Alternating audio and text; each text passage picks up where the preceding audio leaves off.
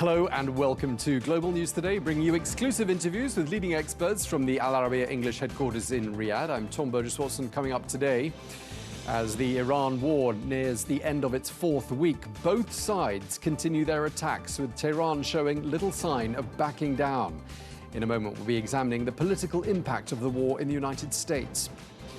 As Pakistan brokers dialogue between the US and Iran, we take a closer look at Islamabad's role as mediator. And with optimism fading over an imminent end to the war, Brent crude prices edge higher today. We ask, what impact are rising oil prices having on the global economy?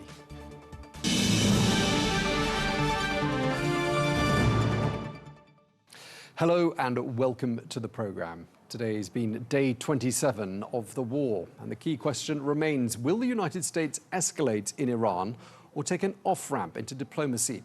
Well, the White House says that talks are progressing despite Tehran initially rejecting such claims. Well, the Iranian Foreign Minister Abbas Araghchi has now confirmed that messages have indeed been exchanged with the United States through mediators. However, this comes as US officials reveal that the Pentagon is developing military options for what they now describe as a final blow against Iran, potentially including the use of ground forces and a massive bombing campaign. We're going to turn now to how this is all playing out politically in the United States. Well, for the first time in a decade, President Trump is poised to skip the CPAC conference, which begins in Texas on Thursday. Well, officials say the president has no plans to travel there, though that could change at the last minute. Well, the Conservative Political Action Conference is one of the most prominent gatherings of conservative activists, elected officials, and media figures in the United States. Well, let's talk about that and the political fallout from the US-Israeli war in Iran. Today, we're joined by Angie Wong, a Republican strategist based in Florida. We're also joined by Paul Glastris, who's a former chief speechwriter for President Clinton, who is also the editor-in-chief of Washington Monthly. He joins us from DC. A very warm welcome to you both. Paul, let me start with you today. I'd like to draw on your expertise as a comms wizard and a speechwriter and all the rest of it. And I want to ask you about the sort of language that we've been hearing from the Trump administration, notably from the president and from Pete Hegseth. We had a guest yesterday who sort of called it video gaming language, implying perhaps it sounded sometimes slightly crass. What are your thoughts? Well, crass is a kind way to put it, right? The language is one of dominance, violence, and whimsy, or kind of adolescent braggadocio, right? They're putting out videos that splice, shots of U.S. fighter aircraft bombing Iran with people playing Tour of Duty video games, and it's as if their target audience is 18-year-olds. It is so far, Tom, outside of anything any president has ever done, anything I've ever experienced in government or outside of government. It's his own crazy, twisted way of communicating, and obviously there's an audience for it, but I don't think it's an audience within the military. I'm hearing people are aghast at that stuff, and but they're also aghast that Pete Hegseth is the Secretary of Defense. Angie, I've got to let you comment on that. I mean, does any of that jar with you and fellow Republicans? Are you watching some of these press conferences and perhaps thinking that wouldn't be my choice of words? Yeah, it is a particular taste for sure. And I do question a little bit about the administration's communications team, especially when putting out images like that. And they've put out some really strange AI images, such as Trump with a penguin in Antarctica, right? So I think there's some fact checking that needs to be done there. But my concern about the messaging of this war, especially to the American people, is that, Trump wants to put troops on the ground in Iran.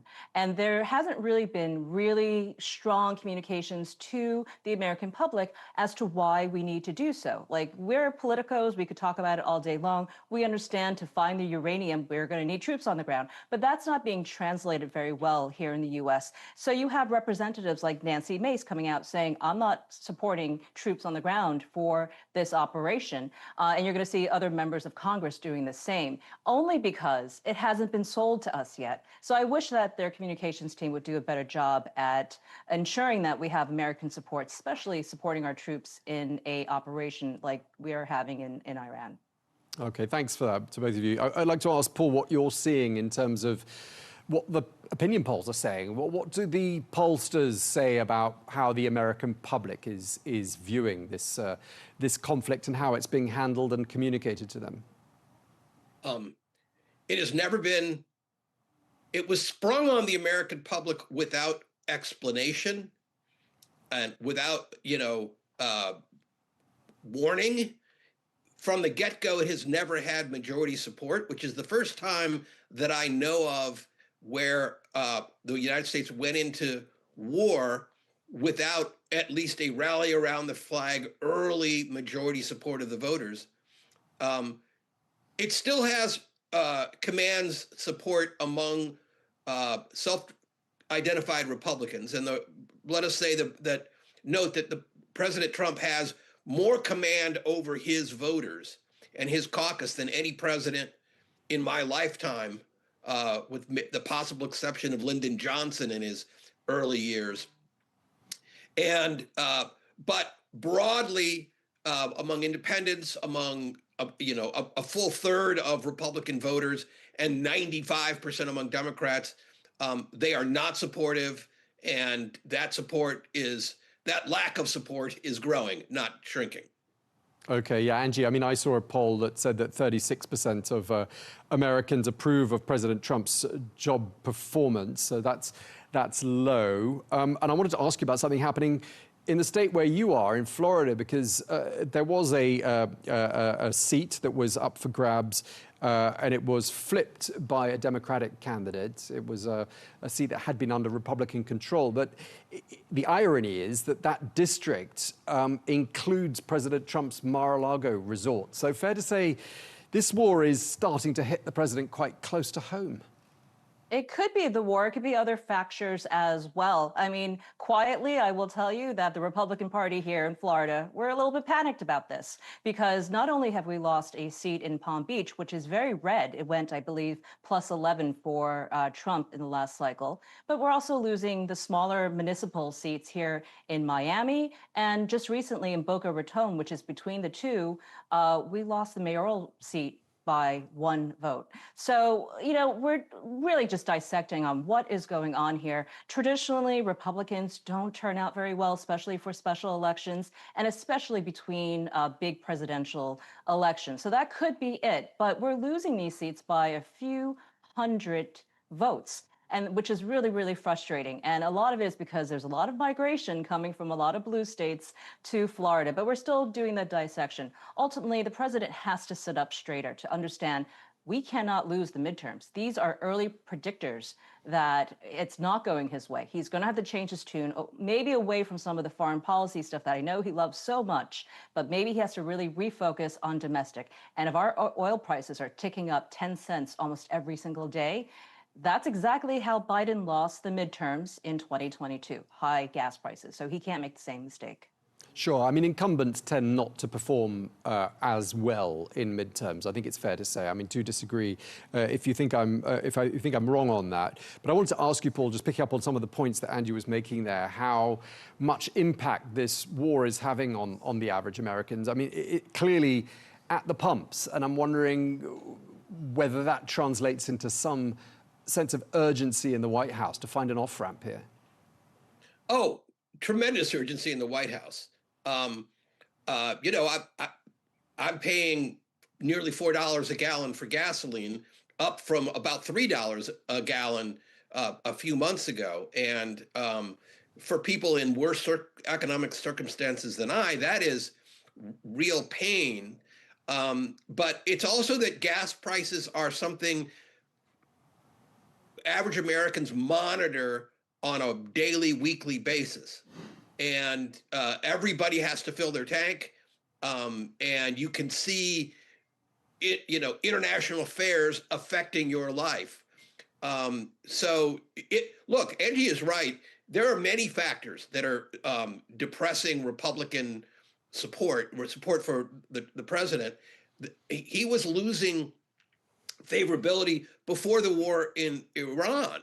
And he's now, as you said, gone from 47% when he began his second term down to 36%, according to the Reuters poll. There are others that measure it differently.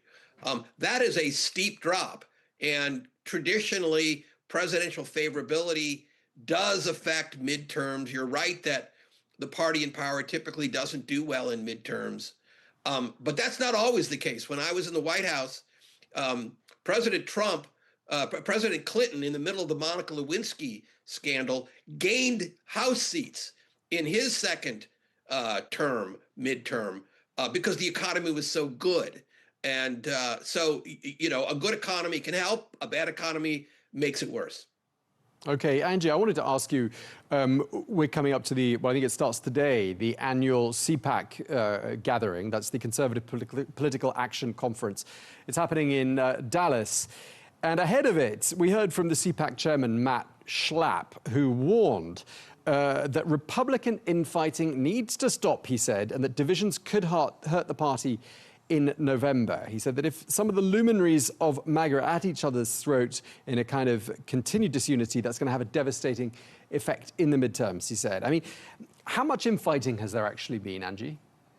Oh, there's been a lot of infighting, and a lot of it comes from those who are not chosen to be part of the current administration, who gave a lot during the campaign. And I see it every single day. I see the fractures of the Republican Party. There's also the Bush family trying to make a comeback, especially in Florida and Texas, and they're picking up a couple of seats here and there. So, there's a lot of things, because they realize that this is President Trump's last term, and they all want in 2028, and they see that J.D. Vance's number have not really advanced. He hasn't really picked up, mainly because he's the vice president. It's going to pick up maybe after the midterms, but he hasn't really been out there showing the receipts like other secretaries and cabinet members. So I think they see this as an opportunity. CPAC as well, it's been very low ticket sales from what I'm hearing this year, mainly because President Trump doesn't want to participate in it. And this is going to be the first time that he is not going to CPAC, which tells us a lot. Seems like President Trump's on one side and the other MAGA folks on the other side. But, you're right. The division is not going to help us, especially in the midterms. Right. And that's what we should all be focused on right now. Democrats are very good at rallying for each other, even if they hate each other. Yeah, I definitely want to pick up on your thoughts on 2028 in just a moment. But just turning back to Paul, for CPAC, I mean, President Trump is no showing this year, first time in a decade. And I'm just wondering what you think that tells us. Well, I think Angie put it well. There is a lot of infighting and ambition at work, but that's kind of, the president is sunsetting. He is, not going to run for a third term, despite his occasional mentions of it. But I also think this war in Iran is a wedge right down the center of MAGA. The Republican Party has different factions. They tend to like to see the exercise of military power when it goes right.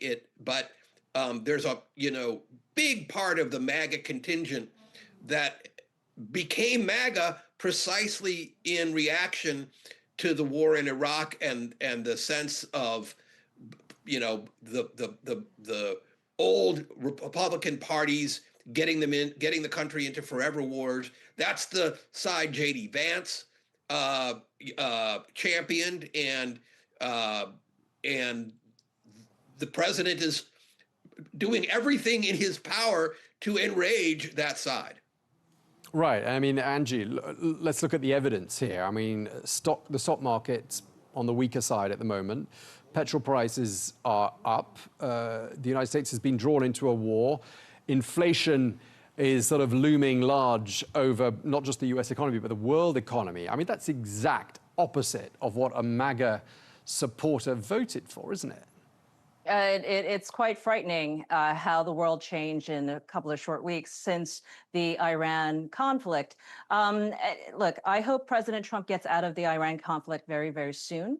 He should definitely declare victory as soon as possible and get out, because it is hurting him. It's hurting his numbers, as we've discussed. But more importantly, the oil prices. One of the things that he wanted to do as far as his first administration goes is to end the war in Ukraine and Russia. And what have we done? We've actually pushed a lot of oil money to Russia now. The Telegraph just reported today that Russia's expecting to double in its oil sales this year because of the conflict. So it's undoing a lot of things that the Trump administration has done. And you have to wonder what is going on over there, because it seems counterproductive to all the gains that he's made in his first year of his second term. So I can see MAGA is frustrated by all this. I can also see that President Trump is going to do whatever he wants anyway. But I do hope that he can kind of straighten this out by June, July, because that's when the midterms really, truly matter. But right now, those who are looking to travel overseas as Americans, well, guess what? Our ticket prices just went up 500%, apparently. So, it's not a lot of summer travels for Americans. And I think that's he's going to have to reverse a lot of this very quickly. Yeah, a lot of uncertainty for not just the US economy, but for the economies of many countries around the world. Paul, just picking up on one of the points that Angie was making a little earlier on about CPAC. They tend to do these straw polls at CPAC. I think they did one last year, sort of predicting who might emerge as the party leader, the GOP party leader for 2028. Who looks to you like being the most obvious 2 or 3 contenders at this stage? Georgia Governor Brian Kemp. I think that he's the sleeper candidate in 2028 for the Republicans. He is a straight arrow, conservative, old guard type of Republican who broke with Trump on only one, but very important issue. He chose not to let the president steal the vote in 2020 and has been on Trump's been attacked by Trump relentlessly since. He's popular in Georgia. He's pretty good on TV. And I think he's going to be, the MAGA folks will all be diminished and trying to carve up that part of the pie. And he is the best candidate in the alternative. Okay, Angie, last year they did the straw poll at CPAC. I think J.D. Vance, the vice president, came out on top, followed by Steve Bannon, DeSantis, Rubio. What do we think has changed in the last 12 months? Well, I think you're gonna see similar straw polls like that. I have a feeling that Marco Rubio, his numbers have certainly jumped up a lot this year. He's been in the news every single hour. So he's gotten a lot of name ID in that. You have to also remember, Steve Bannon pretty much controls CPAC, right? So of course his name's going to be thrown in there. The other name that I'm hearing being thrown out is Tucker Carlson and Joe Kent. So you might see their names appear at this year's CPAC. There's a lot of names out there, aren't there? Because, one of the other names that I had thrown at me was Ted Cruz. I don't know what either of you think of that. Does he stand a chance, Paul? Angie, what do you both think? Ted Cruz has been doing the presidential tour. He's been going around state to state, wanting to meet with all of the state delegates. I know here in Florida, he was here a couple of weeks ago, and he had asked for all the delegates to come to a little party he was throwing to. So I think he's kind of feeling out, testing the waters to see if it's viable. Certainly, the guy can fundraise. This would be the time to start doing things like that. So I think you could certainly see him on a presidential debate stage. Whether or not he goes beyond that, we'll see. Yeah, Paul, what are your thoughts? Because I also want to pick up on what Angie was saying about Marco Rubio, because we were having a conversation here in our newsroom about how on the international stage, we seem to be hearing a lot more from President Trump and Pete Hegseth than we have been from Marco Rubio. I don't know if that's the same in the United States, but that raised the question here, where is he? Well, where he is wherever Donald Trump is. Remember, he's both Secretary of State and the National Security Advisor. He is with the president all the time. Someone was telling me the halls over at the State Department are as if a neutron bomb went off. They've lost tremendous amount of personnel, and Rubio's over there maybe once a week. So this war has much more his fingerprints on it than J.D. Vance or Pete Hegseth. He is much more trusted for whatever reason by the president. You know, he is all in on the war. So I think Angie is right that his star has risen. But when I said Brian Kemp, I didn't mean Brian Kemp would do well at CPAC. I meant in 2028, I think somebody like Brian Kemp has a better shot at, would be a better bet for Republicans than somebody like Marco Rubio or J.D. Vance. Right, especially Angie, if there, you know, if history isn't kind to this particular chapter in modern U.S. history, i.e., these last 4 weeks of war with Iran, I mean, do you think perhaps people who've been involved, therefore, will be tainted in the minds of voters in 2028? I think if this conflict keeps going on for another month or two, that is absolute, that everyone involved in the decision-making for the Iran operation will get tainted. But right now, there's this very short window to get out, declare victory, bring down oil prices as much as you can, and call it a win. And that way, everyone wins. But you know, it doesn't seem that way right now because it seems like the world is suffering. We're hearing that, you know, Vietnam ran out of oil and Thailand ran out of oil. And it's, you know, the world is going, what is going on over there? So hopefully we can wrap this up very soon. Remember, just a few weeks ago, President Trump said 4 weeks and we're done. So hopefully he can keep to that. Okay, just your parting thoughts, Paul, as well. I mean, 7 months to go until the midterms. I mean, any chance the GOP is going to turn this around? Theoretically, 7 months is plenty of time to make some headway. But look, this war is catastrophic. The president has very, very little chance of getting out of it. He can declare all the victory he wants, but Iran controls the Strait of Hormuz. Iran is the lead actor here now, not the United States. They've taken tremendous damage and are still dictating terms. The tail of these increases and this devastation of the oil infrastructure in the Middle East will extend well into the midterms, even if by some miracle the president can you know, end the standoff. But I think this is a world historic mistake and is, you know, damaging the Trump administration and the Republican Party in ways we have barely begun to comprehend. Okay, we're going to have to leave it there. We're out of time. Sorry, I wanted to give you one last word, Angie, but we're out of time. So thank you both very much indeed. Paul Glastris, former chief speechwriter to President Clinton. Thank you as well to Angie Wong, Republican strategist. Always a pleasure having you both on the program.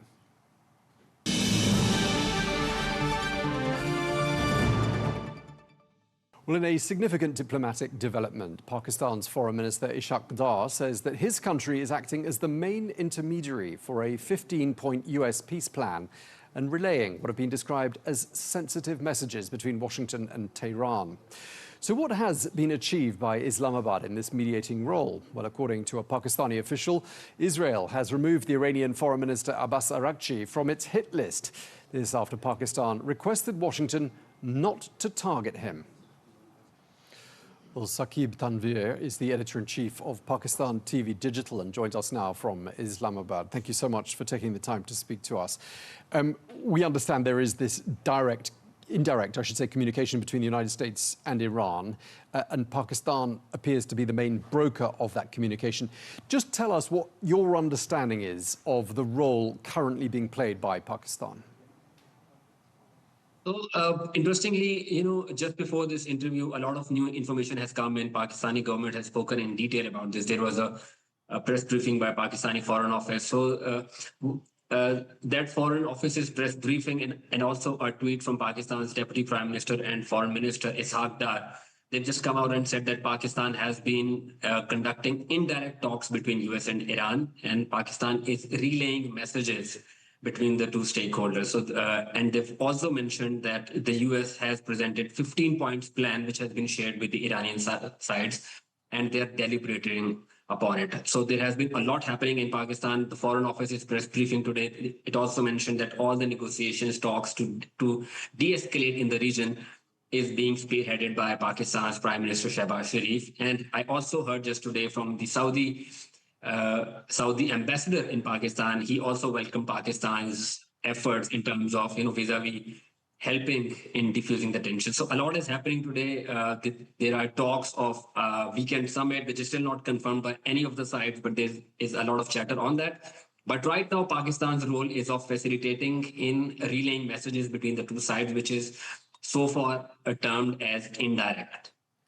Okay, so relaying messages. I mean, is the role being played by Pakistan entirely administrative in that sense, as a go-between? Or do you get the impression that Pakistan is also offering some sort of advice here?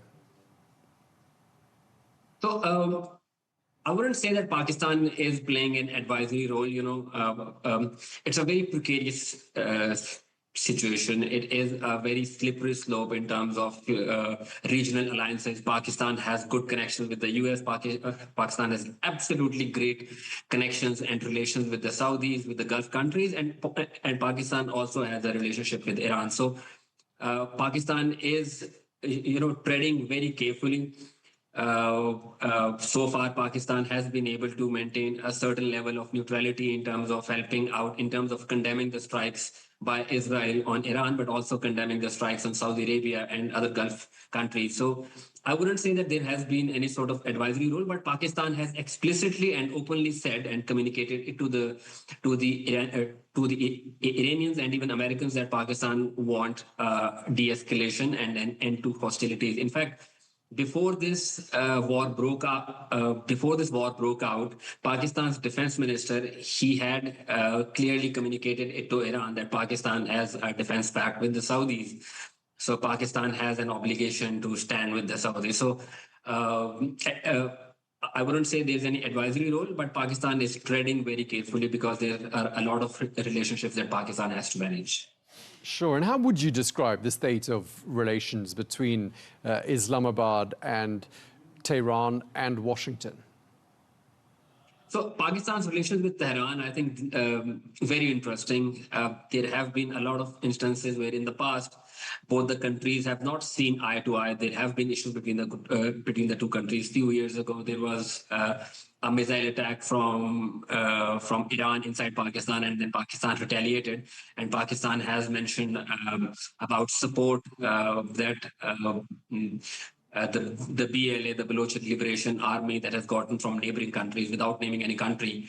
So there have been issues. But in the recent 1 year or so, I think the relations between the two countries have improved significantly. We've seen when Pakistan had a war with India and Iran, issuing statements which are in favor of Pakistan, and now Pakistan helping out Iran. Even the Iranian president, he has tweeted, he has thanked Pakistan, and there is a lot of camaraderie that we see right now.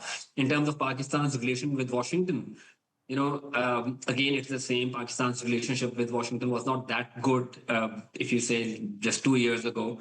There was no relationship at all. But during Trump's regime, Trump's administration, relationship has gotten much better. Pakistan has a seat on the table. Pakistan has a say. And, Pakistan is leveraging that position with Iran, with the US and with the Gulf countries to broker a peace, because Pakistan, among other countries, is very much affected by what's happening in the region. It is, and not least because Pakistan has a population of Shia Muslims of, well, it could be 20%, no one's exactly sure, but around the 20% mark. And clearly, that demographic was very distressed to see the killing of Iran's supreme leader, and we saw that manifest itself with deadly protests in Karachi. And I'm just wondering how this is all playing out in Pakistan, because that does add, doesn't it, to this delicate balancing act that Islamabad is having to play here.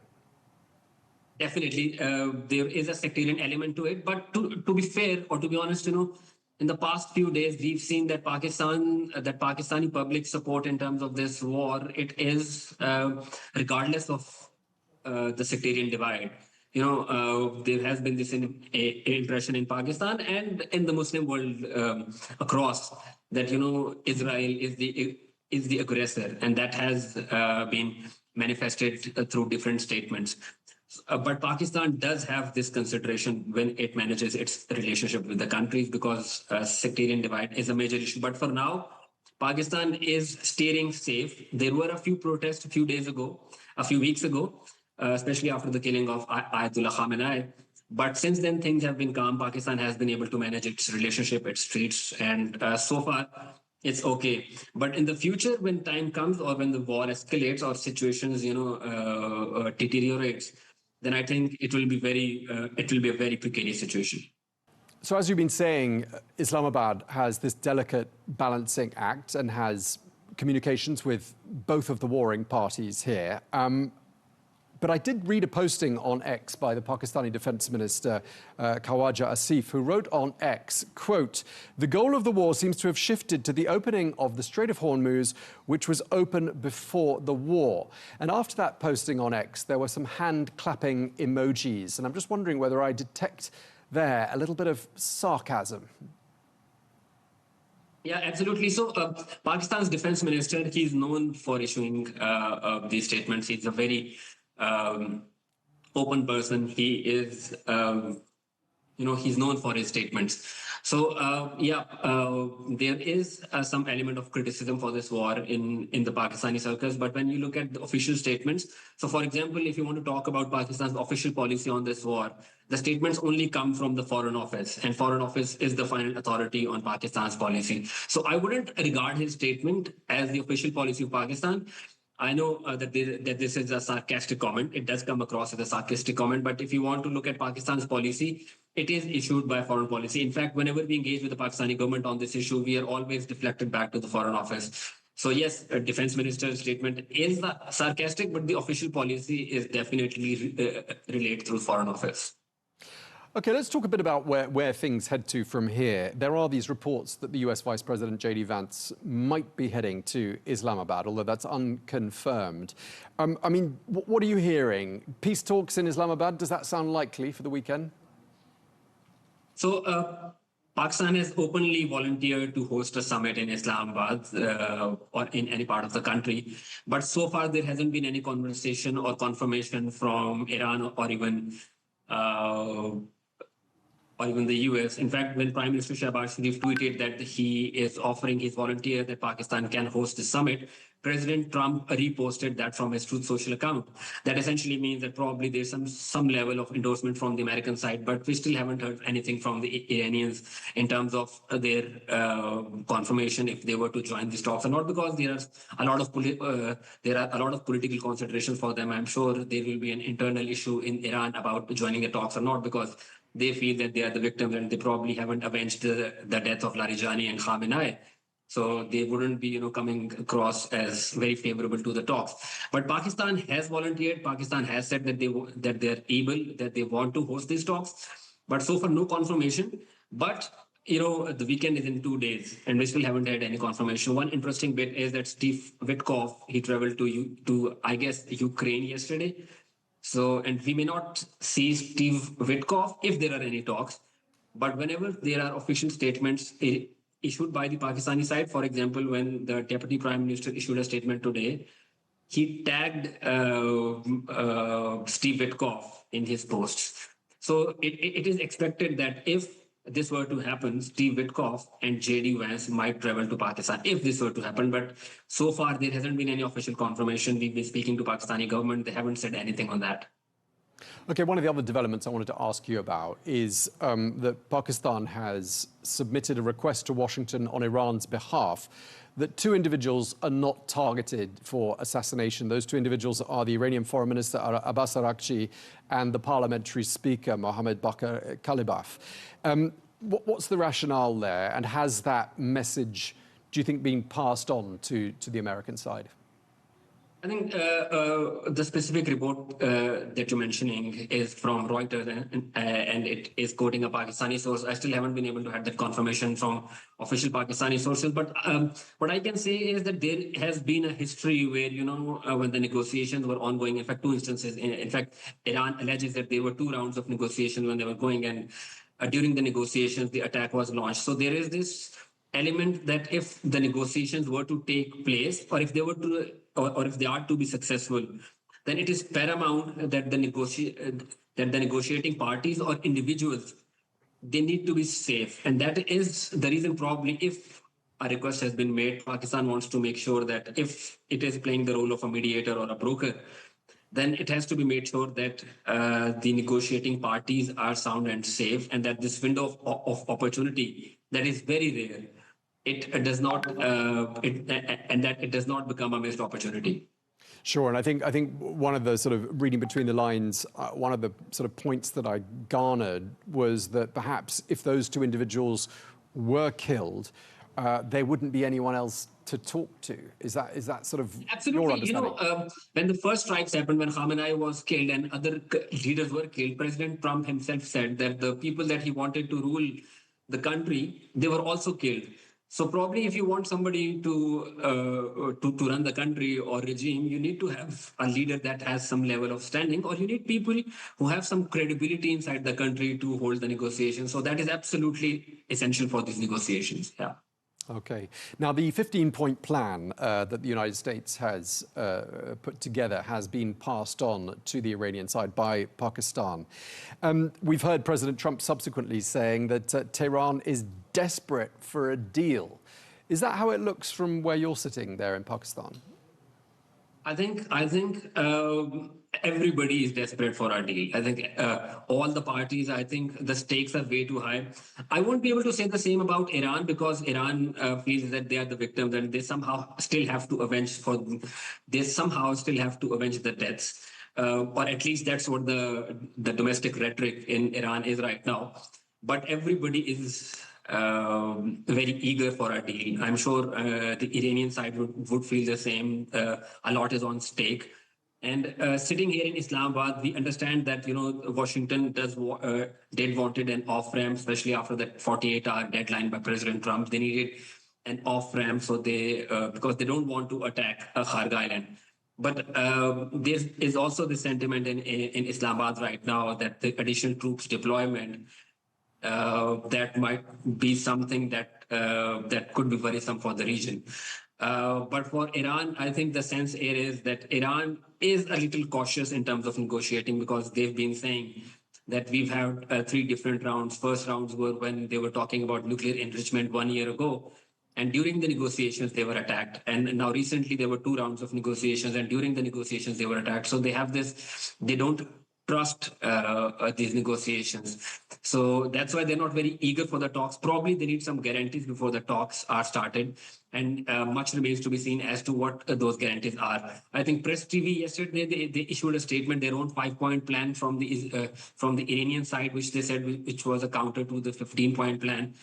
So those 5-point plan, if you look at this plan, which includes that there is a guarantee that the war will not be reimposed on Iran, I think these are the guarantees that they're seeking before any talks can begin. Okay, just lastly, I mean, I'm assuming there's a sense of pride there in Pakistan that you're in this position of brokering, we hope, peace between the warring parties. Clearly, a lot riding on Pakistan right now. I mean, what do you think it means for your country's standing to be in this position of being chosen as the sort of the ideal broker in extremely important circumstances? Yeah, absolutely. Pakistan is on the rise. I think since the last, I think it's been 11 months since the war that Pakistan had with India. And since then, Pakistan's diplomatic stock has gone up tremendously. Just 2 years ago, Pakistan had difficulty engaging with international countries, international organizations. IMF was not talking to Pakistan. And now Pakistan has access to almost every important table in the world, from Trump's Board of Peace to these recent negotiations. Pakistan is enjoying, in the sense, in the street and even in the government circles, is that this has been probably the highest point in Pakistan's diplomatic history that Pakistan is standing where it can, avenge a third world war, not avenge, avert a third world war. And that speaks volumes. In fact, Pakistan is also happy with the fact that Pakistan's arch rival, India, is pretty much isolated in terms of this war. Pakistan has a major role to play. So yeah, everybody's happy here. Okay, well, we really appreciate you taking the time to speak to us. Saqib Tanveer, Editor-in-Chief of Pakistan TV Digital, thank you for your time, sir. Thank you.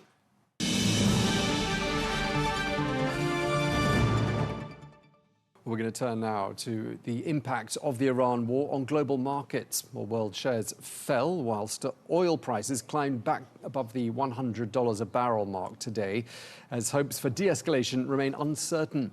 Well, Goldman Sachs says the disruption to oil supplies is the largest shock in decades, with some experts calling this the worst oil crisis in history. Well, we're joined now by Dr. Abdellatif Darwish, who is a professor of economics and crisis management, who joins us from Athens. Professor Darwish, thank you very much indeed for joining us. Oil prices have fluctuated tremendously during the course of these last 3.5 weeks. I mean, ever since the war began, rebounding slightly today from some falls in the prices on Wednesday. But I wanted to ask you, what is it? What are the key factors and what sort of information does it take to influence a significant fluctuation in the oil price? It's like any product or any commodity.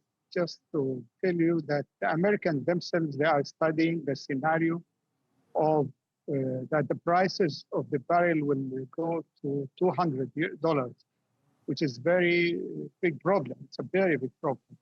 The other issue, it is the market psychology, the lack of the products itself. Now we have to say that the petrol and gas, I mean, the area of the Gulf, including Iran and the Arab countries, they are producing or exporting daily about 30 to 34% of the international oil. You have to say also, if we add the natural gas, Iran is producing daily not daily, it is producing 260 billion cubic meters and also 206 billion cubic meter from Qatar. So we are talking about a huge quantities. This is a very big problem. Now, if we also include that we have sanctions against Russia, which is also a major player in the petrol and gas, so we are talking about a big problem and tragedy with the prices. Now, in Europe, they have canceled 70,000 trips between Europe and Asia. The price between London and of the tickets between London and Hong Kong, it's 600 times now more the prices. So we are talking about a tragedy. So now today, the Minister of Economics, the German, he or she declared that or announced that Germany has fuel only for 1 month. So we are talking about tragedy. Sure. I mean, a very serious situation here. And I wanted to ask you and just get your thoughts on who the beneficiaries are of this situation, because Iran seems to be the only major oil exporter with access to the Strait of Hormuz. And given the surge in price that we've seen in the price of a barrel of oil these last 3.5 weeks, I mean, is it fair to say that Iran is the biggest beneficiary of this conflict so far? And Russia. And Russia, because now, under the pressure of the international market, maybe the sanctions will be removed because Europe and all the world needs the Russian petrol and gas. And now the prices in Europe, just to tell you that in Germany, the fuel, I mean, the benzene, it is €2.40. I mean, it's meant to fill your car, you need more than 100 euros. Which is a very, very big price. I mean, if we talk about now the prices everywhere, food prices. No, also we have to include that there are about 200 ships trapped in the Gulf. And now the trips and the movement of goods and the export and the port is stopped. So we are facing a serious tragedy, even food. I mean, we have in Greece, I mean, the prices, it's about 4 or to 5 times more. So it is a very big problem now. Yeah, and not just oil products, but so many other derivatives of petrochemicals and so many other key items in the world economy, whether it's fertilizer, whether it's any other commodity that passes through the Strait of Hormuz. I mean, this is having a major, major impact on so many countries. And you mentioned Germany. We've also been told that the Philippines is declaring a state of emergency as well based on oil reserves. I mean, how long can a situation like this go on for? I believe if we don't stop this tragedy or this war, I can say till this moment we are in a conflict or crisis. Then we will be moving to a disaster for the international economy, especially after COVID and after the Russian-Ukraine war. So we are moving to a disaster. If countries cannot have energy, means that all the engine of the economy will be stopped. Hospitals will be stopped. So no surgery will be taking place. The food will be, in a very high price. So many people in the society cannot afford living. So then we are talking about the collapse of the international economy. Hopefully, we will not reach there, especially if the war continue. I mean, after the 5 days that Trump gave to Iran. So then we are moving to another tragedy or another disaster that they will be attacking energy in the area. All oil and gas supplies will be stopped. The area of the Gulf, they are using water, treating water from the sea. So also water, there will be a lack of water, food, and all this. All life will be in a risk. Okay, and Professor, I mean, one of the things we're being told is that Iran is earning quite a lot of extra money by charging transit fees for any vessel that goes through the Strait of Hormuz, about $2 million per transit on a commercial ship. I mean, do you think something like that could be here to stay now that Iran has found that it has this tool? This is one of the conditions that Iran is ready to stop the war if they succeed in having that. I just want to tell you, I mean, this has happened in the Suez Canal when it was nationalized by Nasser. Then the Egyptian put new conditions on that. So it is a new era that Iran will be forcing that, especially if they succeed. And they have the ability because they have a lot of islands and they can control it. And so I believe it is one of the conditions, and they want to gain out of this crisis. Also, they want other conditions, but also I believe they will succeed in that. And what about alternatives to the Strait of Hormuz? I mean, do oil exporting nations have other options for exporting their crude? I mean, might we see them perhaps develop those other options so that they don't find themselves in this situation again in the future? Right now, no. I believe that Saudi Arabia have succeeded in having like strategic projects like transferring petrol to the Red Sea. But still, if the war continue, then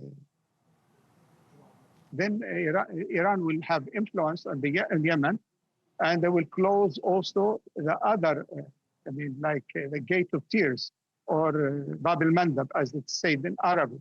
Then we have another tragedy of the movement of goods through the Suez Canal. So it means that between East and West, there is no way to move goods. Or now Kuwait now cannot export and import. Iraq, the same. So I believe that there was no choice. I believe they have to learn after the war to have other options, to create other options to the Indian Oceans and other projects. But right now, no options. I don't see any options. I believe the only option is to find a way to a common ground between Iran and these states, between, I believe the United Nations must be involved in finding solutions. Otherwise, we are going to a disaster in the international economy. Yeah, we've had a lot of world governments talking about how they're preparing for worst case scenarios. The foreign minister of Singapore made a comment that I found quite striking. He said this was very much an Asian crisis. I wonder why you think he's saying that. And I wanted to ask you who you think is feeling the worst effects of this crisis we're in. Imagine if we talk that Germany has only for 1 month, fuel. If you talk about African countries, about Asian countries, and about third world countries, that they don't have really the ability of storaging or having reserves, then we are talking about a big tragedy, a lot of disaster, a lot of economies will be collapsing. Even the dollar. I just wanted to remind you that when they nationalized Swiss by Nasser, then Britain lost its ability to control the international economy by using the British currency. Now, if the Iranians succeed in that, then you can say that dollar is losing its position, and we will be having a new era of the development of new powers around the world, superpowers like China and others. So I believe that the disaster will take place in many places. Philippines, the weak economies. China is, in spite of all the development that China succeeded by using new sources of energy, but still China is one of the major importer of the Gulf oil. And I just want to say to the Americans, I repeat what President Bush said, this is the Gulf, not the goal. Okay. I mean, we're coming to the end. I just wanted to ask you, one of the reports I saw said that Tehran is earning an estimated $139 million a day in the sales of Iranian light crude oil. Does that sound about right to you? $139 million a day? Yes, I believe so. I believe so because they have contracts and they sell 80% of what they export to China. So I believe they are still have the ability. They can even move oil through Russia by collaborating with the Russians, with the Turkish, with other forces that they have borders with. So through, by using other means. But still, while other countries of the Gulf cannot export anything, they are exporting their petrol through Turkey, through Russia, and other channels that I believe. Okay, just lastly and very briefly, Professor, I just wondered what lessons have been learnt already from this crisis that perhaps governments around the world can take note of and make them better prepared should this situation arise again in the future? I believe that all countries of the Gulf must think about other strategic projects in order for them to survive, especially they are depending mainly on oil and gas.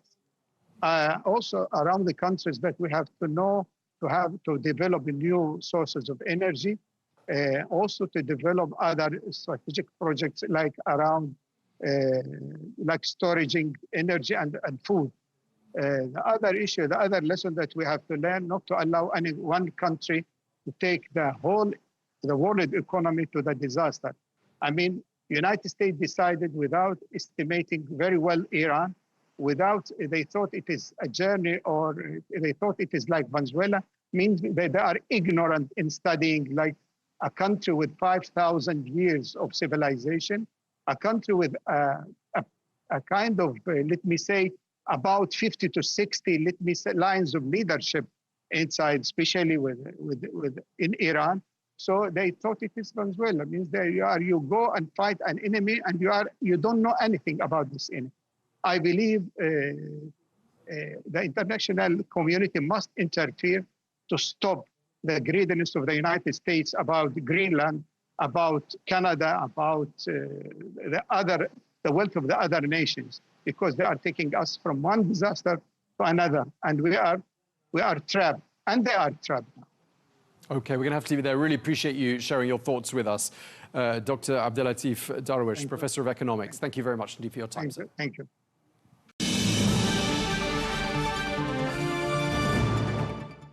Now, in Lebanon, the deadliest spillover of the US-Israeli war on Iran continues. Israeli airstrikes have hit Beirut, striking apartments and entire buildings, and attacks that Israel says are targeting Iran-backed Hezbollah.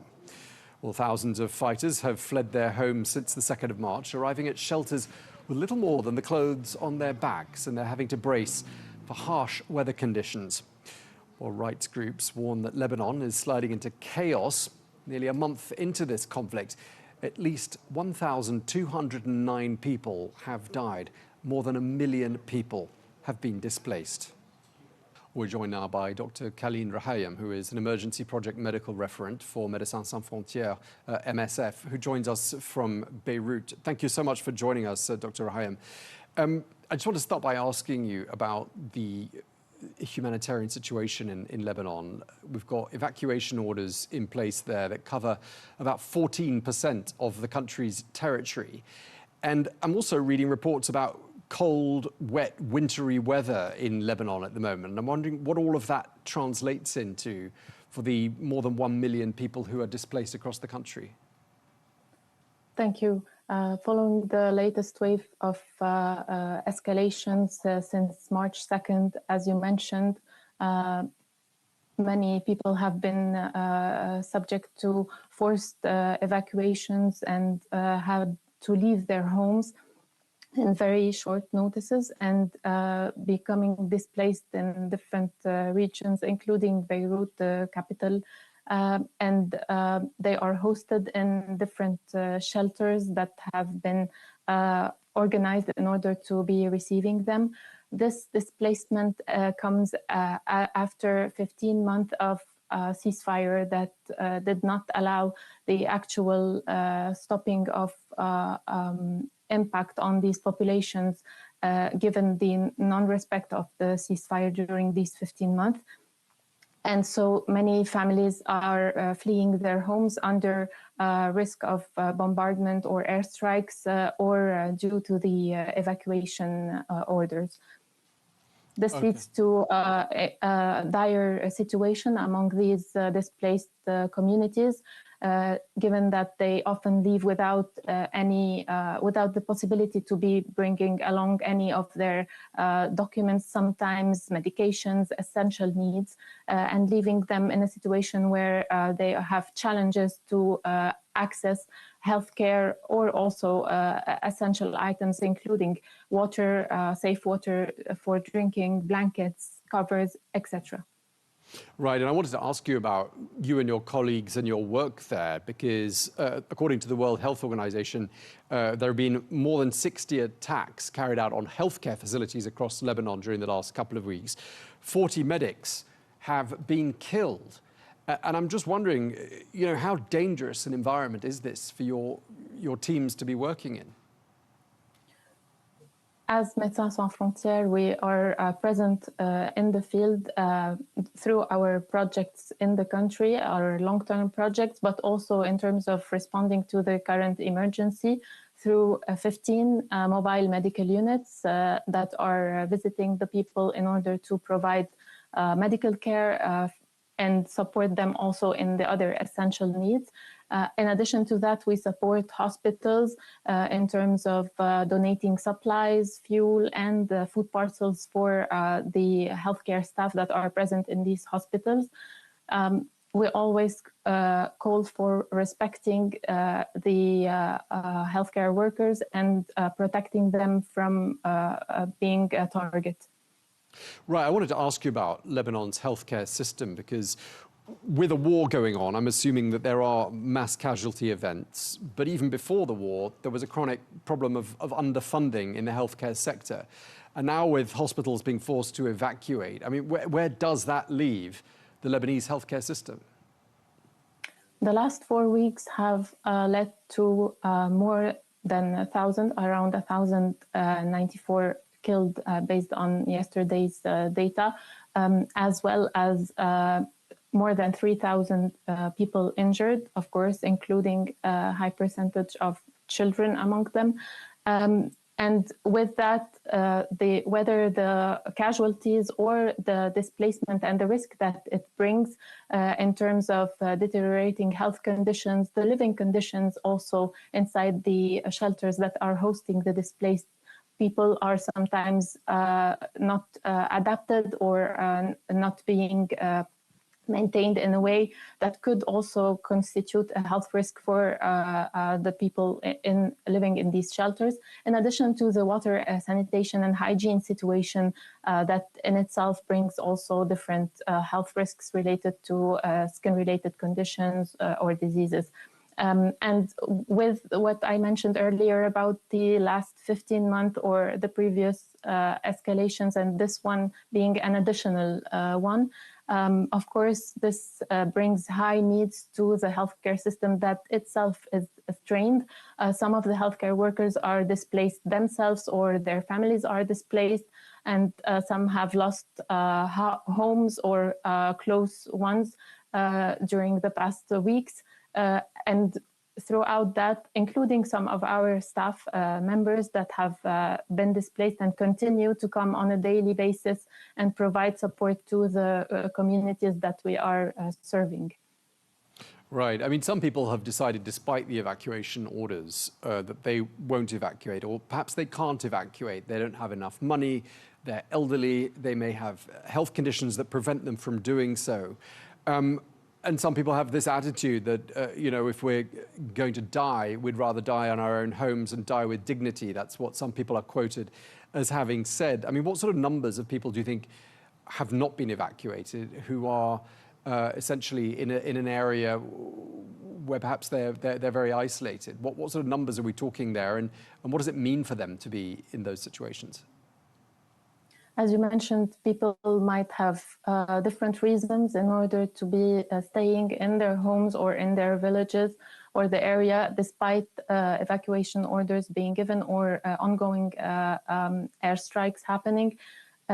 With that said, there is a movement of solidarity, but also a call for attending to the support that is possible for these people. The numbers vary from one area to another, depending on the region we are talking about and the communities present there and their capacity to be reaching a safer place, or also the financial constraints that they face, as you mentioned. We are also trying to, through our support to hospitals, for example, in the areas that are directly affected by the airstrikes, to be supporting the healthcare workers that have stayed and are trying to continue providing healthcare on site in order to maintain access to healthcare to the communities that have that have not had the choice or the possibility to leave their homes. Okay, and just lastly, Dr. Rahayem, I just wonder whether you had a message, or whether MSF, Médecins Sans Frontières, had a message to the warring parties, and if so, what is it? As Médecins Sans Frontières, it is our duty to continue serving the people that are facing challenges to reach healthcare through our mobile units in order to support the IDPs, access to essential primary healthcare services and other essential needs that they are having challenges to reach. And we continue providing these services with the hope, of course, that all the communities remain in safe as possible environment, and that the targeting of healthcare workers is not done at all, in order to be respecting the work that all healthcare organizations and humanitarian organizations are doing. Okay, well, we really appreciate you taking the time to speak to us. Thank you very much indeed. Dr. Khaline Rahayem at Médecins Sans Frontières, thank you for taking the time to join us. Thank you.